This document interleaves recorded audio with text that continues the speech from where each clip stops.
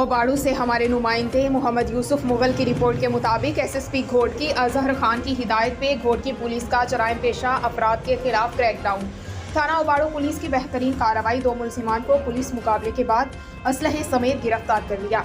थाना ओबाड़ू पुलिस ने दौरान गश्त खुफिया इतला पे कार्रवाई करते हुए वस्ता जीवन शाह रोड नज़द नारोवाह पुल पे वारदात के इरादे से खड़े 2 मुलजिमान को पुलिस मुकाबले के बगैर लाइसेंस पिस्टल, एक मोटरसाइकिल और नकद रकम समेत गिरफ्तार कर लिया। गिरफ्तार मुलजिमान कुर्बान अली वल्द डरगोश, अल्लाह रखियो वल्द गुल मोहम्मद कुश तकना, दोनों गोट 3 मोहम्मद कुश जिला कश्मीर।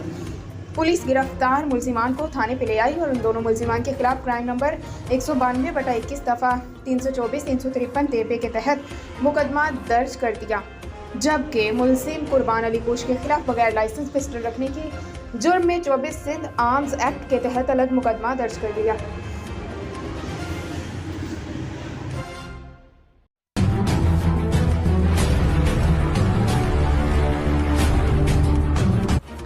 खबर शामिल करते हैं घोड़की से हमारे C1 न्यूज़ के ब्यूरो चीफ राहिब अली रिंद से।